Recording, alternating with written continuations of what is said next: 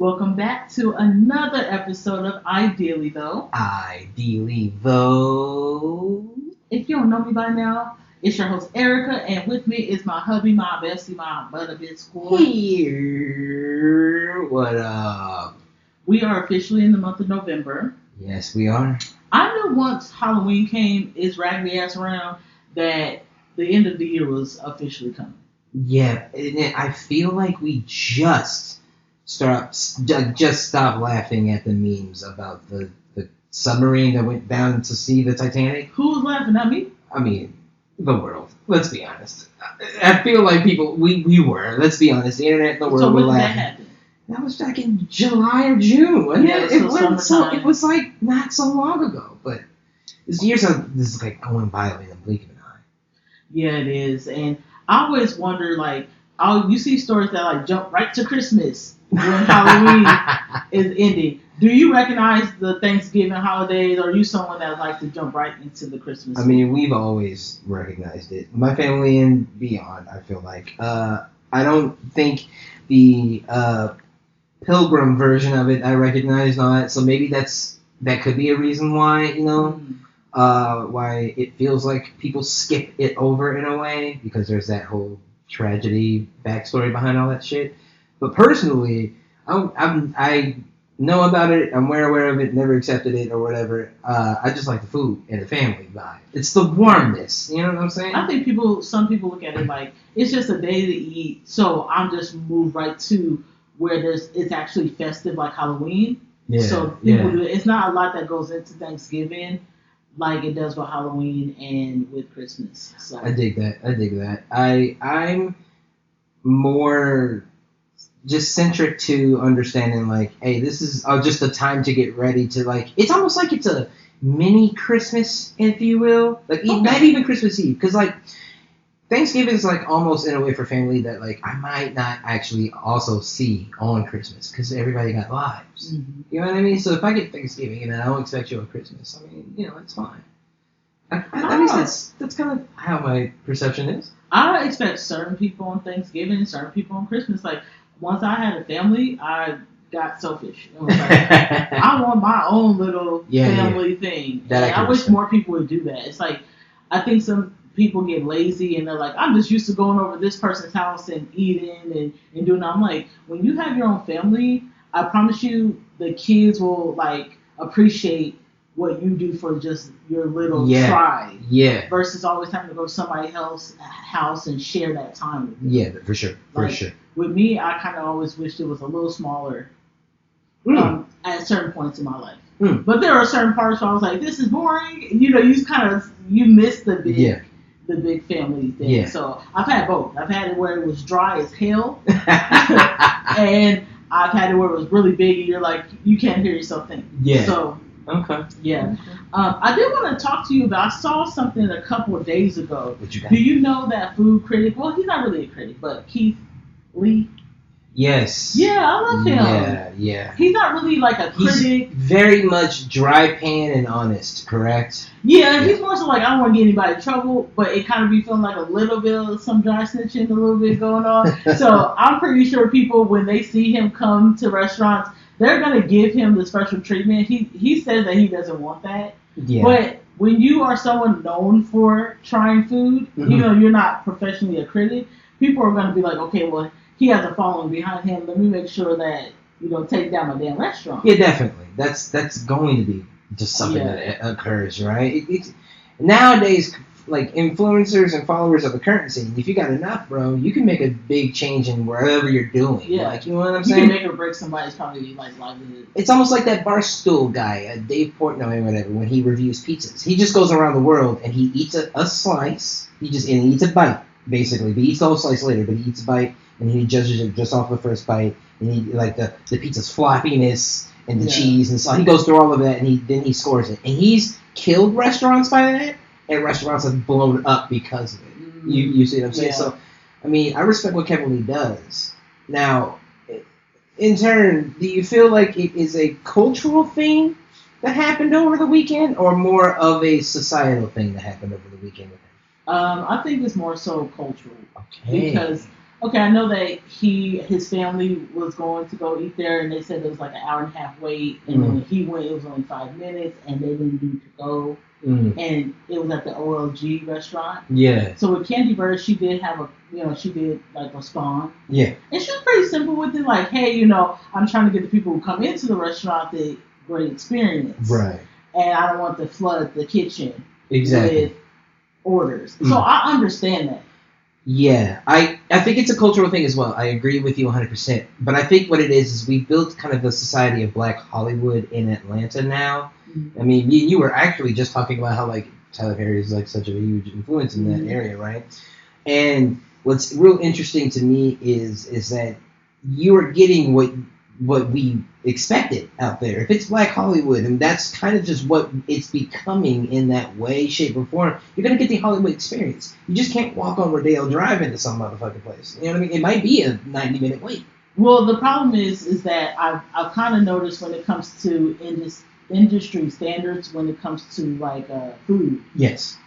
White people tend to follow the standards, and Black people don't. And we are following that standard now in Atlanta. That's where I'm getting at. Okay. So that's why I say yes in the way that Candy Burris is saying, I don't want to flood the kitchen, but I want to offer that premium experience to the people who are coming. Yeah. It makes sense. And that's the same reason why you can't go over here and on Rodeo Drive. It's the same reason you can't do it at OLG. I wish more Black restaurants and businesses really thought about the experience. Yes. Because I sometimes think about, I want to go to a soul food restaurant, but in all honesty, am I going to get the service where it's like, what you want? Pop-up street service? I'll be honest, I'm not going to go to TGI Fridays and get that. It's very professional, and I just wish that, with these Black-owned restaurants, that you would want to do the same kind of, give the good experience. Yeah. Because it's always, Black people don't, we don't support. We will put our money where our mouth is, especially with food. I mean, but anything. I'm not gonna go. Have you seen Jordans? Yeah, I'm just saying. But I'm not gonna go if you got trash customer service. Yes. I've noticed that with a lot of Black restaurants. That does happen often. I've had my own share of experiences in a lot of ways, but then I've also had my experience where there's a place out here called LA's, right? Black owned. And it's great. Soul food, and it's on, like, the opposite side of town of us completely. But it's awesome. It is awesome soul food. Ran by a woman who has owned the restaurant for, like, 94 years. And she died, like, 5 or 6 years ago, or whatever. May her rest in peace. But, like, she owned that restaurant for, like, 100 years. Like, that name, it's moved, and it provided such a great experience, but it was very exclusive. And you don't want to ruin something like that. You want to have something that we can be proud of when we don't have, the mom and pops don't exist now because of Corona. Yeah. You know what I'm saying? Mm-hmm. And like, Black business is very hard to bring up in the first place. We already have a foot on our necks, right? Yeah. So if we're already taking into account our experience and the customer service we provide, we've always been a group to spread things via word of mouth. We've always been a group to do that. Absolutely. So you can bet your money that we're going to show out for you. Look at Black Panther. You know what I'm saying? Yeah. Look at anything that we really do. Look at Tyler Perry, us getting just off of that subject, right?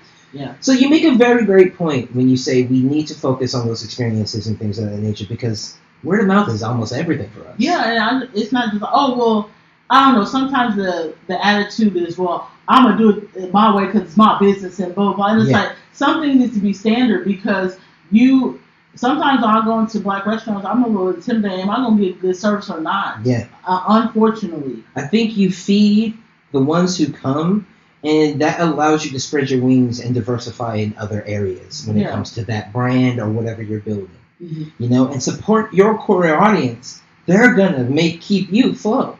Yeah. I also think, too, it probably would be better to try to hire more so that you can expand your business where you can have the DoorDashes come into the restaurant. Yes. Some people are not fortunate enough to be like, them calls are coming in and be like, no, we ain't going to do it today. We're not going to do those to-go orders. Some people don't got that. So it's all about I used to be a manager. So it's all about hiring, taking the time, being patient, and hiring good people. Yeah. A lot of restaurant owners don't do that. They want them in and out people, or they don't even look at the resumes. They look at, they've had some some fast food experience and not noticing that resume say 3 months, 2 months, 1 month. Yeah.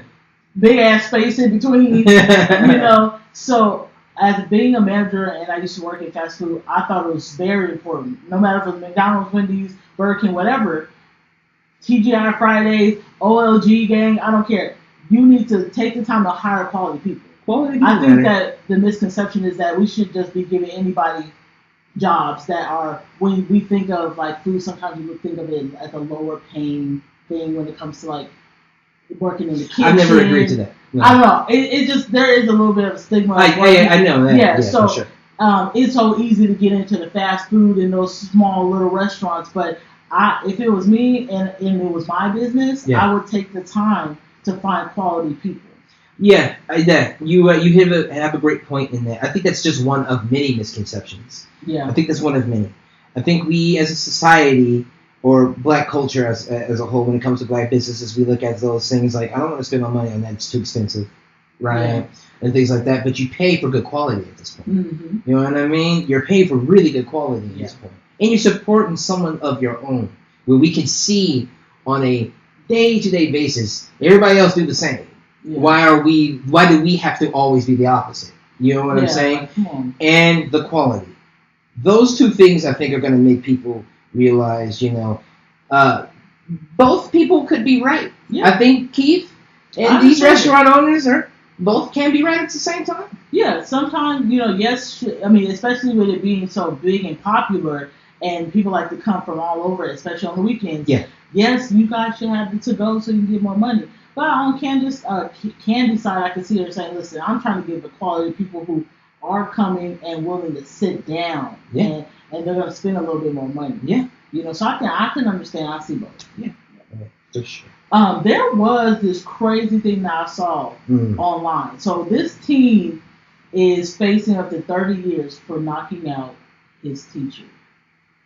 So, because the teacher took away the Nintendo Switch. This story sounds incredibly familiar, obviously, because of the Nintendo Switch thing. Did this take place in Florida? Yes. Yeah. So, the thing about it, when I was reading up on it, he has autism. He is a little mentally challenged. It was like a mentally challenged, like, class. Okay. Understood. He's neurodivergent. I got you. He's like 6'6". He's 17 years old. But he previously has 3 battery charges he had.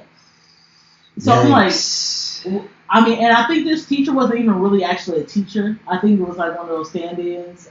But what do we do about, do we charge someone like that who has autism as an adult and could get 30 years? Do we charge mentally challenged children? Neurodivergent people, or in that case, just a neurodivergent child, isn't something where, I don't know if it's right to charge, but then it's a hard one to answer, because 17 is so close to that legal age of something, and Florida is just another place in itself. Yeah, you know what I mean? So that's always that caveat to it, wherein I'm not too sure if Floridians don't. I know I wouldn't. I wanted him in a facility of some sort where he could receive the help he needs. I think so too. But do I think Floridians go for that type of shit anyway? No. If you're going to fight Disneyland being gay for like the day, you know what I mean, or whatever. That's a very weird and just awful situation, because the battery charges beforehand is something they're going to look at, you know? We should really take a look at those things. Now, if he wasn't autistic and had any history of mental illness, he's going. Then because the teacher was knocked unconscious. Terrible. And it was a woman. Terrible. So you don't do that. Yeah, but being autistic, I think that, I don't know if it's a school thing, but if you see that, I don't know if you need to go and check up on like kids and see if they've had history of being in jail recently or something, because how do we train our teachers and what to do in the case of they might have history of violence? I don't know. That's just it's such a sticky situation. There are kids that I grew up with that I was like, no, this dude has a history of violence. He would knock a teacher out or whatever the fuck. And it's like, it's like, you need to be somewhere. And they always have had those types of schools and things, but it takes that kid getting into trouble. Yeah. I don't know if there's a way that, or if there's a clean way or a way that's going to make everybody feel safe in doing it, wherein that's going to allow that kid to get a treatment or put into a certain space, aptitude tests of some kind or anything like that. But then that type of stuff can be very, with public schools, they're going to hell, and this is another reason why no one wants to be a teacher. Especially or go to Florida, for that matter. In a middle school, high school, nobody wants to be a teacher. I think people are fine with being kindergarten, first grade, up to probably fifth, and there's a limit. Or college, but then it's like, oh, I have all these school shootings. So I might not have to worry about fighting a kid because they're not grown, but I might have to worry about someone coming up here shooting. Yeah. So it's just like, no one wants to be a teacher, and this is just another instance of, that's why I don't want to be a teacher. Or go to Florida. Jesus Christ. That's a very horrible situation. I wish that little black boy the best. Little? I mean, hey, look, he's big as hell. It doesn't matter to me. He's 17. He's a kid to me. You know what I mean? Like, at this point, just, I hope he gets the help he needs. I think so. I hope so too. And the teacher, I think there's a GoFundMe and there's like over $100,000 for her. And man, I think hopefully she sues the school board. I'm just saying there needs to be something done. Safety. Yeah, there needs to be something done. Especially in high schools where there are mentally challenged classes. Yeah. Let's maybe get a teacher or aide or somebody, a male aide in there for each period. Yeah. Easy money to maybe just sit there and just monitor and make sure that nothing happens, especially when you have a woman teacher or a woman replacement, whatever, that's going to be there. Yes. Make sure So. Yeah, I agree. All right, so this one just came yesterday. So, Sam Bankman fried. Sam Bankman freed. Freed? Is it freed or fried? His name is Freed. Well, he's fried now because he has been found guilty of that fraud with the NFT. Yeah, FTX. Okay, FTX. I'll explain it. This is one of the biggest frauds in U.S. history. I've talked about this before on the pod. Yeah, so I brought this up. It's an update. And as that quick update, which funny enough, I was actually going to bring up, so thank you for doing it. This Sam Bankman-Fried, SBF, is what he's known on the internet, was indicted. And this was for fraud, conspiracy on a lot of cases. Mm-hmm. This is from the SEC and some other government agencies and entities. It's 7 indictments as a whole. And he's going to go to jail for a very long time. All of his constituents flipped on him during this trial and gave up everything they could. They are suffering sentences of their own, minor. Comparatively. I just saw his ex-girlfriend had to stand trial. Yes, his ex-girlfriend stood trial. It was it's I believe 4 of them in general, but the 3 turned on him, and SBF was allowed to be on the stand to represent himself. He did. And apparently that did not go well because he's a good actor.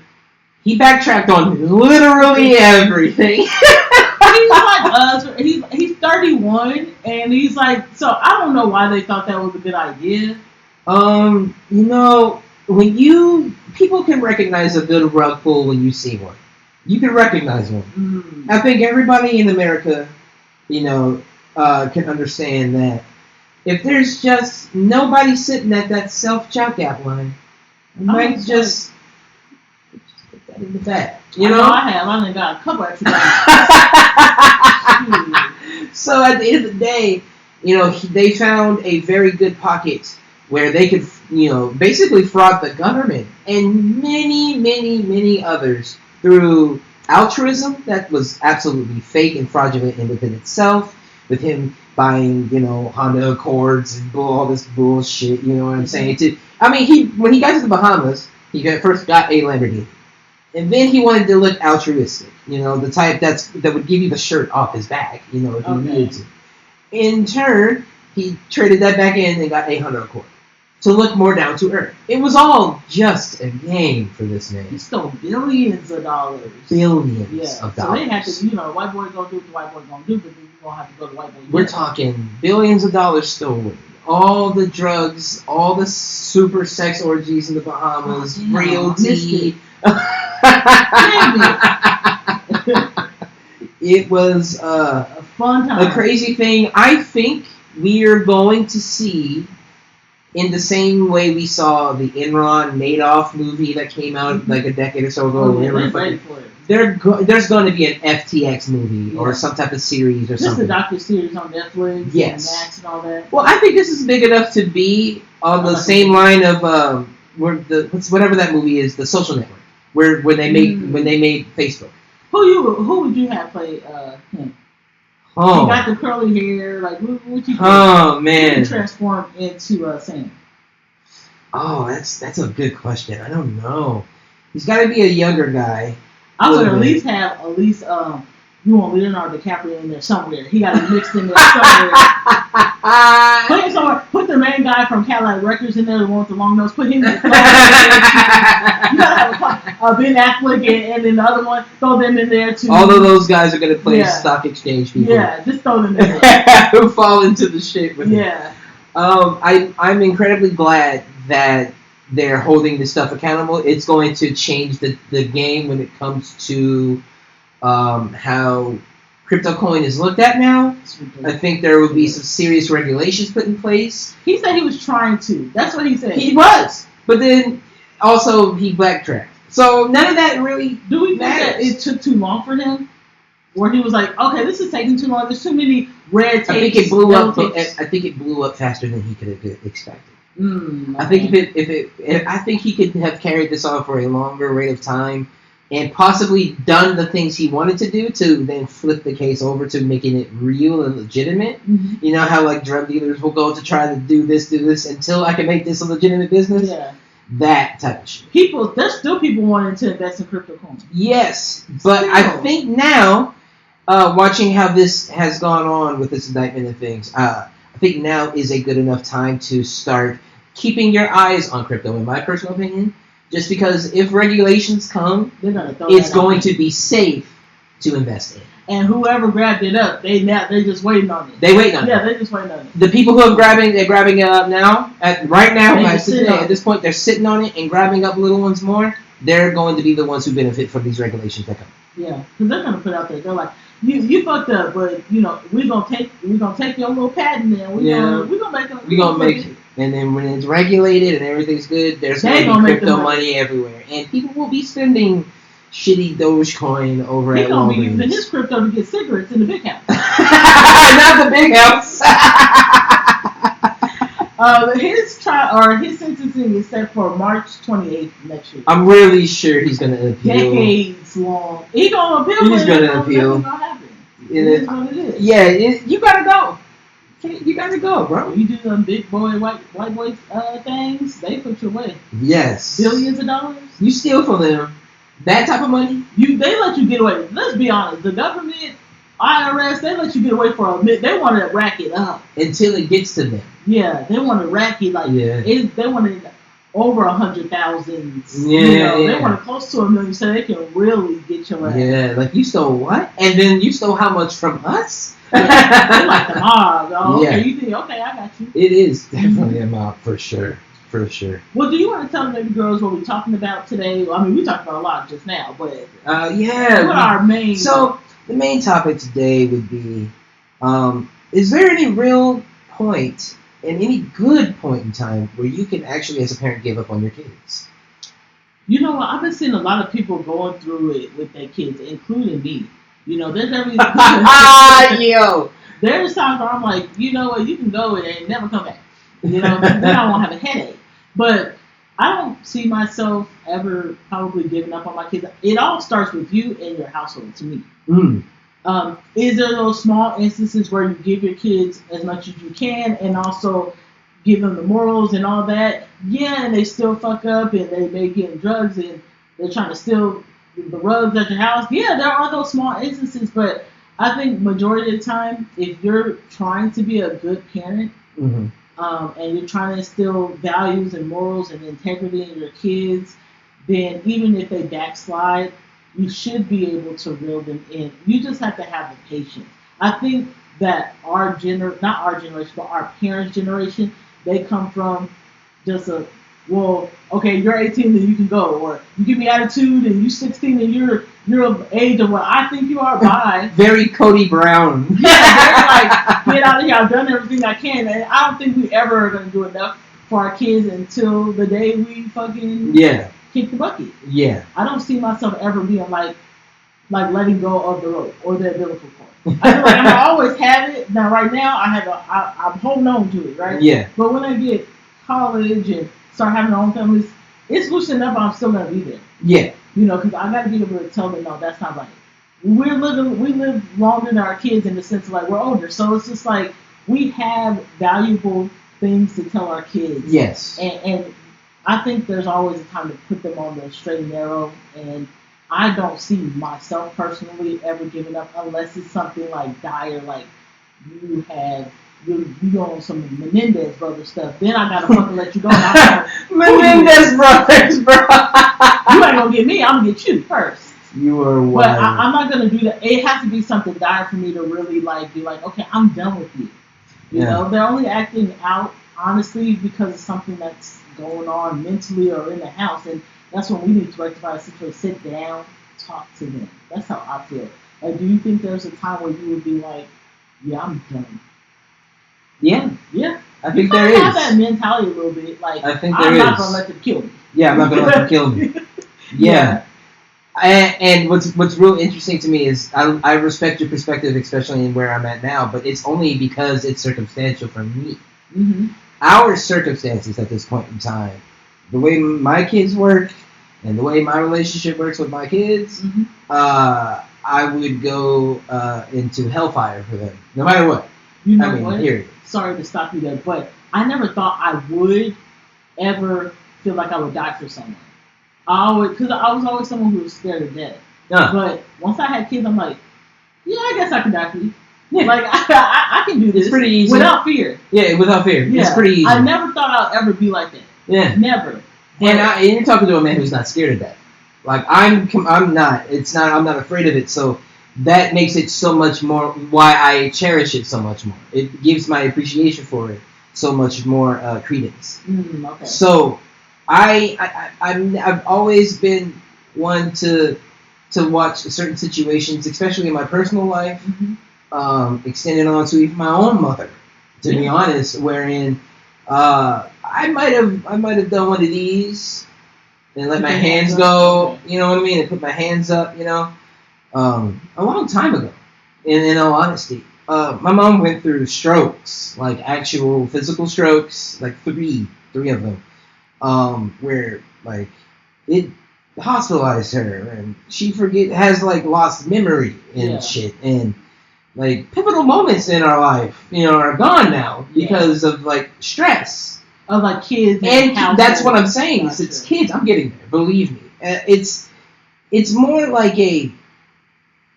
I have seen what that type of attitude and behavior has done to someone. So you're like, no. So no, I'm good. I can't do that. That's one of those moments where no, I'm gonna keep the ball in my court for this one. I think that's the opposite of us, right? Because I didn't see my parents stressed out about us. It was like, well, I mean, you turn 18, I guess you're gonna go and do this. Yeah. So it was just like, I'm not gonna be stressed out about it. And I wish it was more of like, be in my corner longer, you know, help me out more. That's where I come in. So I can see where our childhood comes in. It's a little different. I can see why your mindset is like, no, y'all not gonna stress me out. Fuck that. I got life to live. Yeah, I got my life to live. To be honest. See that because it's like when you leave at 18 or whenever you decide to leave, I gotta still be here and deal with stuff. And you're gonna go and you have all this life to live where I have less than you do. I see that. I don't see myself giving up on my kids unless it really is like they didn't kill people and they're on a killing spree, and I can't. Even then, I'll be like, listen, are you gonna repent? And they're like, oh, and if they're like, I don't believe in God, I'll be like, well, okay, well, don't. What are you gonna do? Turn into a tree? change change your name because I'm done with you. I don't know. I think it might take a minute. I have like little patience, but for my kids, I think it starts with me. So it's like, if I give up on them, that's part of me giving up on myself and giving it, like, it's still on me. Yeah. You know? Yeah, so definitely. What happens with their attitudes and what they become when they get older, it is kind of reflective on how we grew up. Yeah. I've been seeing parents lately be like, I'm done with them. And I'm like, whoa, like, there's people out there that I've been talking to lately, and they got kids around my daughter's age. You know, teenagers, I'm done. And I'm like, I do not see myself being done. Do I get pissed at her a lot and stuff like that? Because I'm learning new levels to parenthood every fucking day, and I didn't know that. Like, yeah. I thought I had parenthood locked down. I had kids before everybody I knew. And then, you know, you have a daughter, and it's someone kind of similar to you, and they got a little attitude. They're starting to have periods. They got, you know, they have friends. They want to talk. They don't want to hang out with you no more. Yeah. They always got something to say. You are no longer like, cool. And I'm like, do I need to put my hair up? I'm on the wrong side because I'm here for it. You know what I'm saying? So I did not know. I thought I had it locked down. But you sound. You know what's funny is you sound exactly like my mother when it came to me, because she was just like, hey, what happened to the sweet little boy that was here at one point? You are now completely evil, and I don't know you. And, I look at myself like, what did I do? What could I have done to make her have an attitude like this?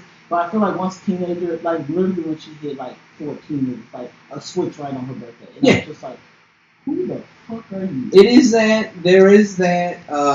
I've noticed it myself in her too, but to that same degree, that switch does just happen one day. Yeah. Yeah, it happens one day, and you got to realize that.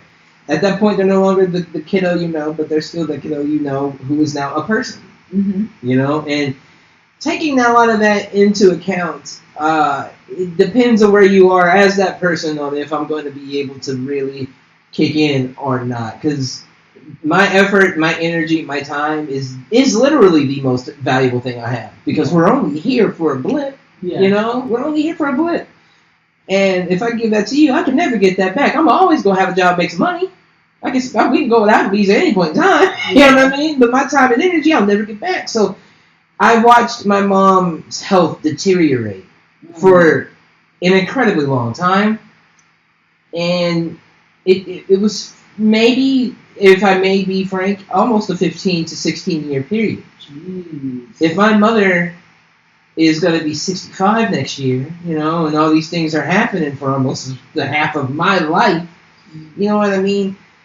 I'm a Navy SEAL in understanding that, nah, nigga, wash your hands of it, accept inevitability, and walk off. Now, my thing is, I won't have put all my time and effort. Like, I guess I won't put all my energy into certain things. Right. If I told you something and you decide you want to do something else, then I'm going like this to it, but I'm not washing my hands of you completely. Yeah. I won't put my energy. Sometimes you gotta go to jail, but I guess you're going to jail because I'm not gonna be worried about that. I told you. Yeah, yeah. And I'm the type of person, I will tell you multiple times then. Just so, you know, I know that I said and did what I was supposed to as a parent, as whatever.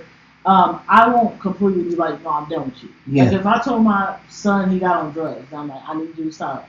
What do I need to do? What I need to do? I will put that time in, and after a while, I'll be like, okay, I'm putting my hands up. Yeah. But if you come to me and you need me, I'm still here. Mm-hmm. I understand, but you're not going to kill me. Yeah. Yeah, I understand. But you ain't going to kill me. Yeah. Yeah. I respect that. I'm so far jaded. You've made me a bit softer in that way. So, you know, I do have an incredible, a lot more patience than I did, especially in the beginning. I have way more patience. I'm a totally different man in my eyes. You know what I mean? But when it really comes down to the circumstances of the children, my life now, I'm hellfire. As things change, it still feels like it's gonna be that. Yeah. Just because everything that I witnessed, I'm not getting from my kids. But the reason why I'm not getting it from my kids is because I'm not parenting the same way. Yeah, you're doing it different, so you're not getting what you used to do. Exactly. Yeah. Now, I do have a question in this, too. What if it's actually the reverse? Now, what I mean by giving up on your kids is that maybe you're going to give up for adoption. Or maybe you might have the best option is giving up for adoption because your life is absolutely in shambles. As the adult, are there circumstances in where that is the best move? Yeah, I don't even want to call it like giving up. Right. I just look at it as providing a better opportunity for. Yeah. So if I was in a position where I just couldn't do it, then I would be like, I'm gonna make a better decision for my kid and put him in a better place. If you are a individual going through a situation where it's just putting your seed in the worst position possible, you have to do everything in your power, no matter what that sacrifice may actually be, to elevate that child's position. Oh yeah, absolutely. Elevating that child's position should be your only objective. It should be your only directive. I think it's very selfish if you don't. Yes. As much as you might not look at it like that, you might look at it like, oh, well, I want to keep my kid by me. Right. But if it's hurting them and you in the long run, it's you being very selfish, and actually that's a bad... You're being detrimental. Yeah. You're being detrimental. It's like, it's just curing one of the symptoms and not the actual disease, you know? Yeah. And I do have a family member recently that has gone through a few things and ended up in one of the most worst situations possible, but not the worst situation possible.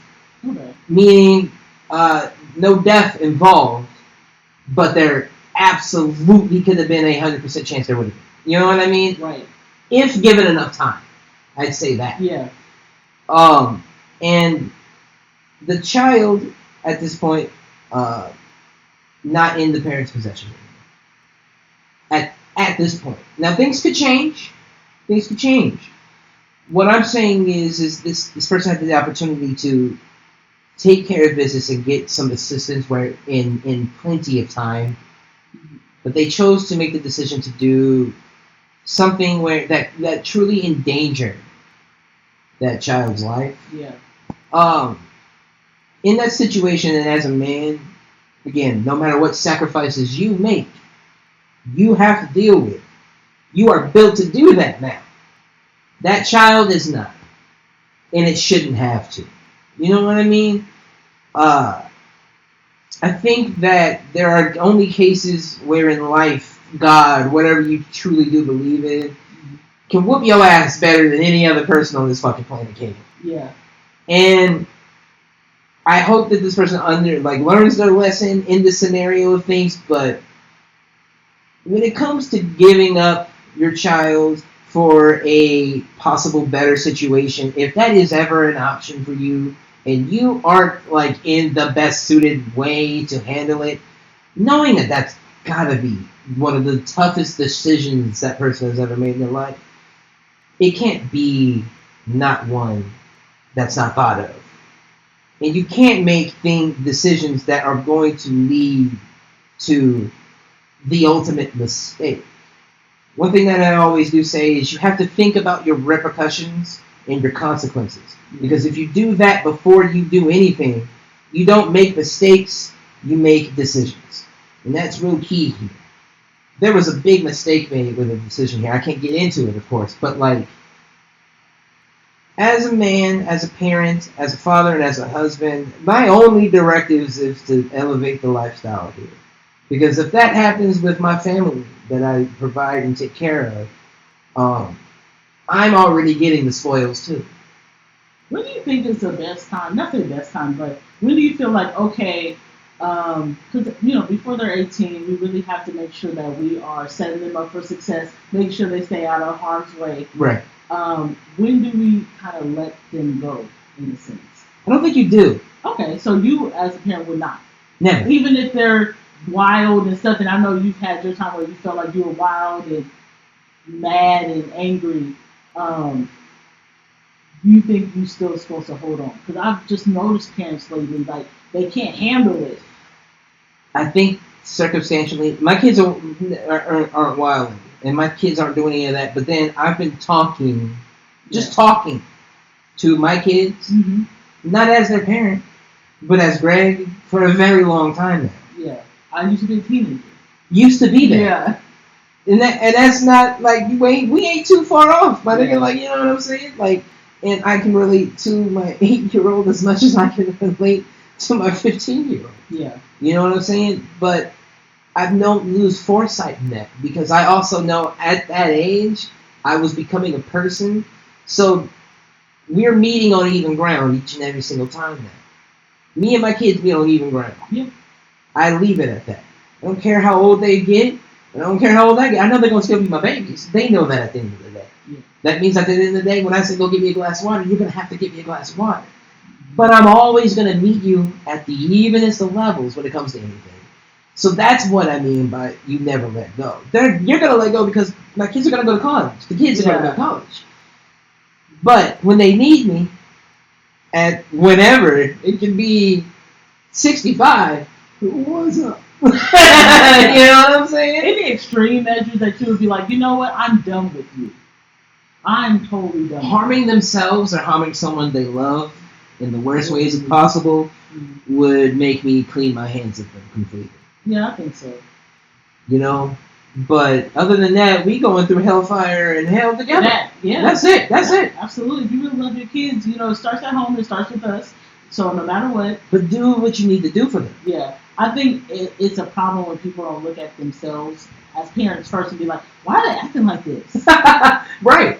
Because even though I'm like, oh my God, I got to be like, okay, what am I not doing? What can I do? Right. Exactly. And you know what's funny? I feel like parents right now, like, who are going through these things and like giving up and washing their hands or doing the wrong decisions and shit, never had that conversation with anybody who would be like, all right, when you have kids, they're going to be acting like you. Mm-hmm. You know, because I got that from my mom. I mean, this is my thing. I'm going to be honest. I don't feel like I was that kid, so I was like, I shouldn't have to pay for it. You weren't a bad kid, but you still have that badass attitude deep inside. I had an attitude. To me, I felt like I had an attitude for a reason. But that's fine. It don't matter. It's in our DNA. That is true. So I'm getting the attitudes where I probably gave attitudes, whatever. Yeah. I know for a fact, I know for a fact that I wasn't bad. Fair. Now, attitude-wise, yeah, I got an attitude. I was bad and was angry, and that little man in there that I love so dearly, he gonna drive me when he get older wild. Yeah. But I'm ready for it because, again, just real quickly, we're going to meet at even level. So I'm hoping at that point in that degree, it'll never come to that. Yeah. You see what I'm saying? It's different. I'm never going to have this because I always meet. Feel like your mom was like that, like washed her hands of you at any point?